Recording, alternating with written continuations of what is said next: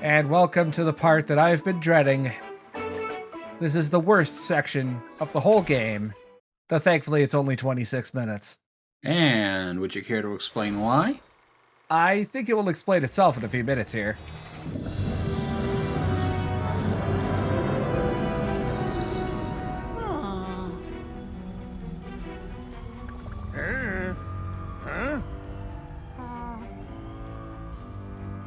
Not the time.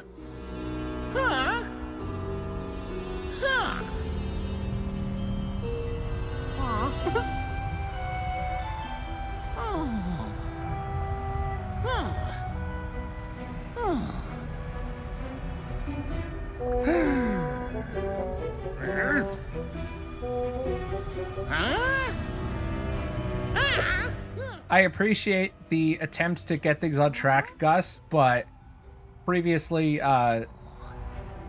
more importantly, don't get in the middle of two fighting siblings. Not a good idea. They're half brothers. It's okay.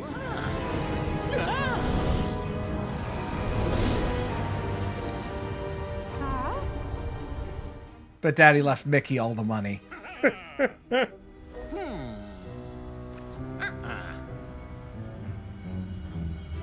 Have they ever actually explained what the blot even is? He spilled a bunch of thinner on a table. Yeah, it's like a physical manifestation of the paint thinner that Mickey had in the in the thinner disaster. So don't you think it'd be more like acid green instead of purple? It looks better on camera.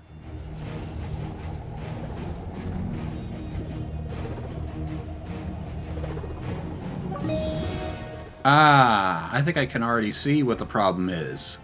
Yes, in an attempt to blatantly extend the running time of the end game, we will be going to each major hub area and doing a blotical fight. Oh.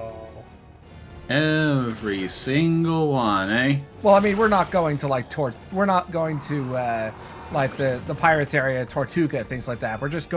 We just go to Mean Street and then to Ventureland, Bug Easy, and Tomorrow City, which is more than enough.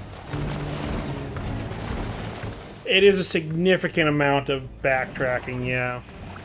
And if we can be honest, the combat system in this game is interesting but limited. It sort of is not very in-depth. Yeah, I will say that the combat in Epic Mickey 2 is better in a couple of very specific ways, and also far worse in others. Pray tell. It's kind of like a 2 steps forward, 3 steps sideways kind of sequel. There are choices made, and we will see a bit of it in the Epic Mickey 2 video. True. But I have, I've played a number of games, Nintendo games, where, they try something new for the sake of trying something new, and it doesn't end up actually adding anything. Well, again, without going into too much detail, I would say that the main design issue with Epic Mickey 2 is needless complexity. There's a lot of thought put into the individual new design decisions, but very little thought into how those new systems would interact with the old ones and how they would interact with each other. So it doesn't quite mesh. Right. It feels like rather than being a game made by committee, it's more like a game that's been made by a dozen different committees and none of them were allowed to talk to each other. Oh, I see. Interesting. It'd be fun to be a fly on the wall for that design process. Oh, yeah, and they only had 2 years to make Epic Mickey 2, plus, unlike this game, which is a Wii exclusive, Epic Mickey 2 it basically came out on everything. Oh. There was a PlayStation Vita port that came out a year and a half after the initial launch. And I think it was after Junction Point had closed down.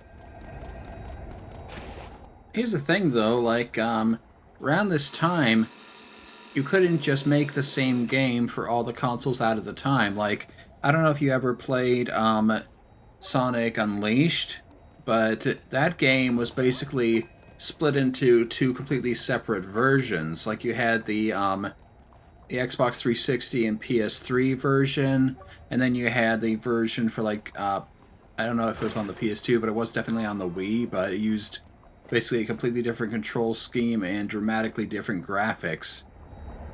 And like they even changed up the final boss fight for that game. Yeah. Well, Epic Mickey 2 has the opposite problem in that the lead platform was for the Wii. Every version is basically the same, except the versions for PC, Xbox 360, and PS3 have like better graphics, better physics system, and different controls. But the actual meat of the game is exactly the same across all of them. Which, again, it informs some design decisions which we'll be looking at in the Epic Mickey 2 video. Anyhow, though, like we've gotten 2 hubs done already, so Yeah, we have 3 to go. And of course, each time you go to that new hub world, you have to go through the level once, and then again the 2D level. yeah, you think they would let you skip those after a while. Now, the Japanese version of Epic Mickey actually does let you skip levels that you've already completed, or the 2D levels that you've already completed. Although for some reason, maybe because of how, the tags of each level are handled, it doesn't let you skip them during this section.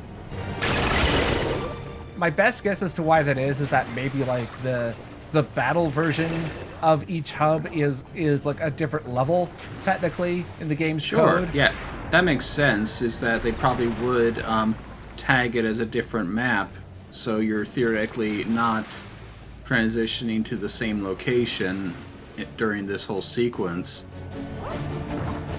Yeah, I mean, the Japanese version is basically the same with a couple of quality of life additions. Most notably, it teaches you about things like how to use the camera and how to lock onto enemies that the game never explains during the main campaign, at least. How to use the camera? I'm gonna guess probably still very poorly. It's better. I mean, it polishes a turret as best it can, and there are definitely problems with it, but there are a lot of the more consistent spots where you can mess up the camera in the Japanese version are gone. Or sorry, in the North American version. Well, that's very nice. I kind of have to wonder, like, why did they choose to make the sequel a multi-platform release? My best guess is that it was a mandate from Disney Interactive in order to expand the user base from the original game. That's usually how this happens. It's how you get things like Mass Effect 3 and only Mass Effect 3 being ported to the Wii U. Which that's a decision I still don't understand, even 10 years later. Here's the thing, though, like, the demographics of the folks who are going to play a Disney game would be really different. Like, if you do, like, the Sony customer or a Microsoft customer, like, I don't know if you have, like, a lot of folks who are going to be playing Disney Fare on a platform that's mostly, like, shooters and sports games.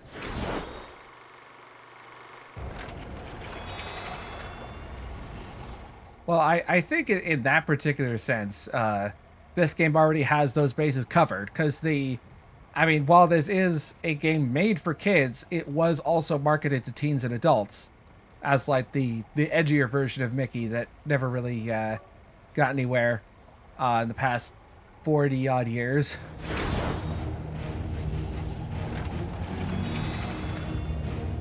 Mickey Mouse does not strike me as edgy. I mean, even in this is dark, but it is not super edgy. Right, like Yeah. it's still an adventure story, like even if it's got somewhat not even grim elements, just kind of but it's sort of like more of a theme, like it's a horror themed platformer slightly. Mickey's personality in the original cartoons, I mean, he could be a bit risque. He could be, a bit mischievous. But I would not call him edgy in the same way that some of Fletcher Brothers' work around that time. They were willing to make their characters a bit meaner. They made contemporary cultural references. Now that I think about it, I mean, Disney was basically the Nintendo to many other studios acting more like Sega, where they wanted something hip and contemporary right now. Yeah, or and then you had the folks like Ralph Bakshi who wanted to specifically make adult cartoons. Like, yes, but also in the period that I'm talking about was about 20 years before Ralph Bakshi was born. But I do get where you're getting at there. I think like in that specific era between the 20s and I'd say maybe the 50s or so. I see, yeah, like it. So before Bakshi's time. Yes. Bakshi might have grown up watching those cartoons.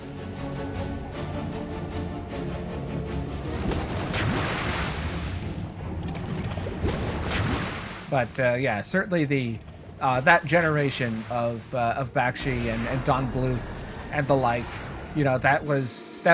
they were active after Walt had died, during the a period of really just a really dark age for American animation in terms of creativity.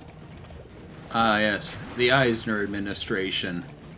Even before Eisner, like the Disney was not doing very well in the 70s and 80s.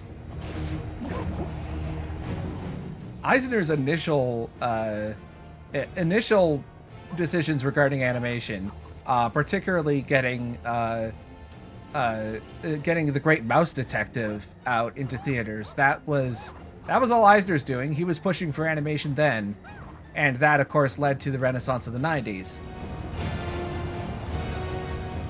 Yeah, I suppose that's true. Like, under Eisner, Disney had both ups and downs. Well, both downs and ups, I should say. Yeah, Eisner did not die the hero, but he did live long enough to see himself become the villain.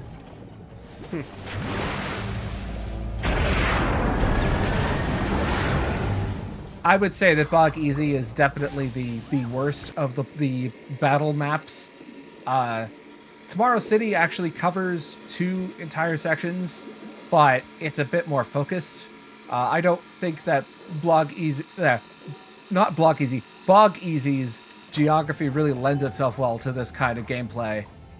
Well, the other thing, of course, is that the game is insisting that you pop all these things in sequence. Like, you can't seek them out as you go and take care of all of them at once. Yeah, and a sequence that is not linear either. It's got you crisscrossing all over the map.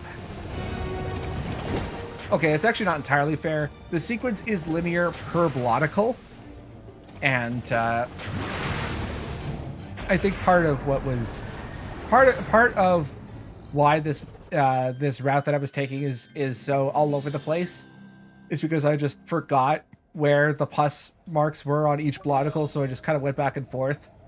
But still, even if you take the optimal route here, it's still pretty complicated. Indeed, yeah.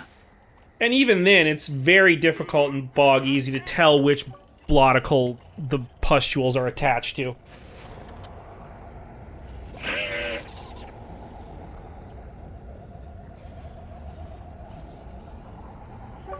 Clobbering actuators. Hey, it is Donald Duck. I would believe that he had those programmed into him. I also think that if you don't rescue any of the animatronic friends, I think they have different dialogue if you just leave them in their jars, and they then have to endure the horrors of the bloticle battle. Yeah, like if any of these animatronic friends are not Three Laws compliant, it probably would be Donald. It's true. And this is me just going over the various pins that I found. There are some pins in the endgame levels, but not too many. And as I mentioned before, there is a much more obviously telegraphed point of no return. It is this part going into the projector for Tomorrow City.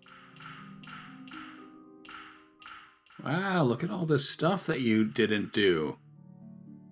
Some of those will only be found in the endgame levels. I know. I'm just fooling around. But Gus is definitely not fooling around. He wants to make sure you're good and ready.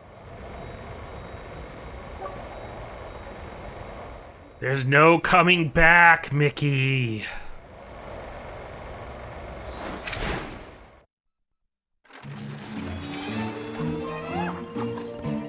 As I mentioned before, there are 2 sections of Tomorrow City that have bloticle fights, but I mean, I would still say they are, while sprawling, they are still better than the one in Bog Easy. I can't really say that. I mentioned this the first time we went to Bog Easy, but I have never seen a swamp level ever actually executed well in a video game. They're kind of right up there with sewer levels. Yeah. Well, I mean, this game doesn't have a sewer level, but that's because these cartoons don't need water or a water filtration system of any kind. So it's not like they had the opportunity to make a sewer level and didn't. It's more like the fiction of the setting meant that a sewer level could not exist. Huh.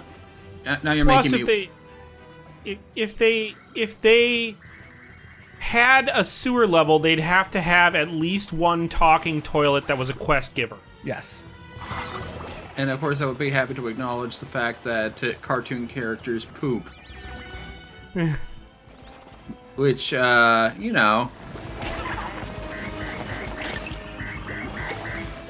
I don't know where I'm going with that. Listen, if Goofy fucks, Mickey poops. Words to live by. It's my favorite saying.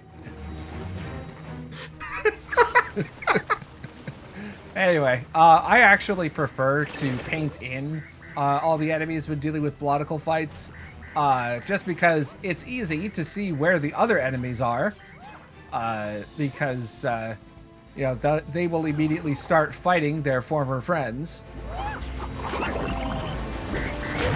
I feel like they're more like acquaintances, maybe like just co-workers. Yeah, work buddies, exactly. And this area does kind of change depending on which side quests you completed when you were here. For example, the not the people mover ride, but whatever it was, I forget the name of it. The thing that's in the middle, which we had to go all the way up to the top to rescue a gremlin. To the get monorail. Again. No, not quite the monorail, but it's this. Whatever it's called, that is active if we are still here. However, even if we fix the people movers, as you can see on this track here, the track is still electrified, which was the state that the people movers were in before we fixed them. But I do realize that at this point, this was crunch time. They were trying to get the game out the door, and as you will see, there are some endgame levels later on that probably required more attention. So it's a nitpick, but it's also something I'm willing to forgive. I've heard it said that when you design stuff, you want to start with a strong end and a strong beginning. Yes. I believe one of the one of the many quotes that is incorrectly attributed to Shigeru Miyamoto is to design your design your first level last.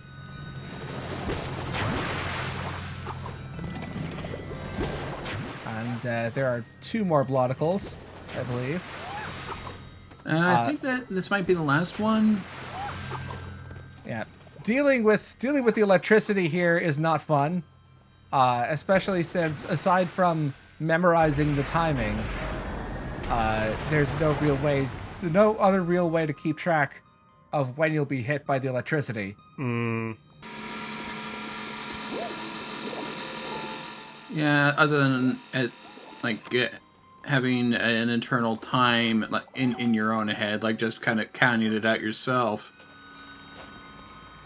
So this is probably the best place to explain the particular sequence break that I talked about earlier, which skips basically the entire first section of the end game, basically from going through Oztown, back to Mickey Jeff Mountain, and fighting the Blot.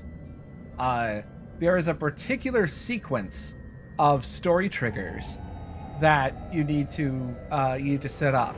So it's you need to not touch the pirate machine at all in Skull Island, which you would never do anyway, because that's really out of the way for any percent. And you also have to help the pipe organ. Like, there are faster ways to get through and deal with the pipe organ, but you have to keep the pipe organ open because that particular side quest, the one with Lewis where we fix the bell, you activate that, and then after Oswald Needs Help quest that starts the end game, you ignore him, you go back to Ventureland, buy a piece of the bell specifically from the Ventureland vendor, and then go back. For whatever reason, when you do that, the game treats it as a story flag being passed, not as one of the side quests. And as a result, as soon as you hit that event flag and go through, it goes straight to the cutscene that we started at the beginning of this video. That was the Battle of Mean Street. So when executed properly, it saves about 10 minutes. It basically skips the whole retread in Mickey Chuck Mountain and fighting the Blot and the first battle in Oztown. And subsequently, it means that you also skip getting that mandatory health upgrade. That is quite a lot. It also means that if you go back to Oztown at any point before entering Tomorrow City and starting the official point of no return, that permanently soft locks your save file. You will not be able to progress. You have to start the whole game again.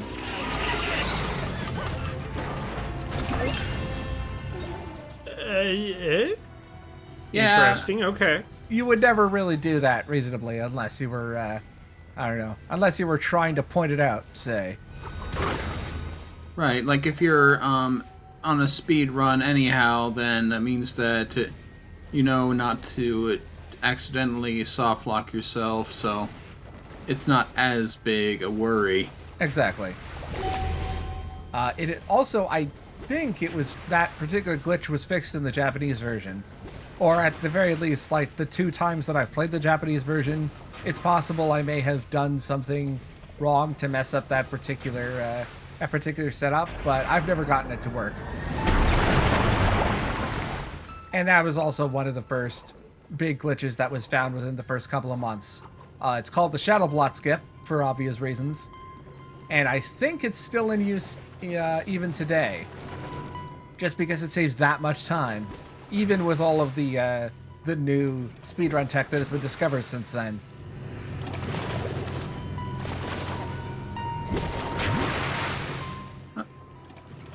Is there actually, like, at this point, an active, like, Epic Mickey community? Yes. Mostly for speedrunning purposes. There's also, some people on DeviantArt that are still, drawing fan art and whatnot. Oswald himself has a very dedicated fandom who are still, myself included, who are still hoping one day that we will get that animated series on Disney Plus that's been canceled, uncanceled, and then recanceled like over the course of 5 years. I mean, I can see why people would want to watch a show about a guy who's like happily married, has a whole bunch of kids, and is kind of like burnt out and cynical about his lot in life.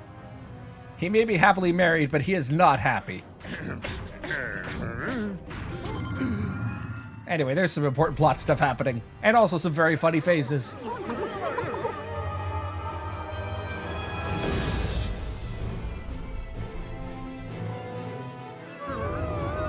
Yeah.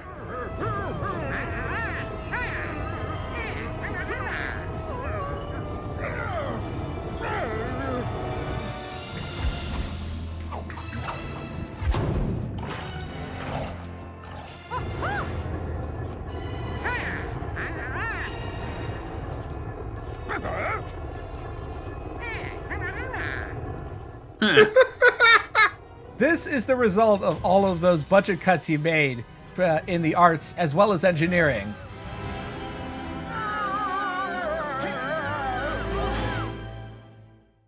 Cliffhanger! No! Son of a gun. And next time we will find out what the hell happened to Mickey, Oswald, and Gus, and get into the real meat of the end game. All of that padding stuff was just nonsense that was clearly added to perhaps to replace some extra content. But for now, this is the real thing. We are really, really into the end game now, starting next video. Next time, Mickey and Oswald are dead and they have to break out of hell. Oh no! Well, now that we've chewed through the paper, we can have the delicious Reese's cup. Exactly. Oswald and Mickey going together like chocolate and peanut butter. Just perfect.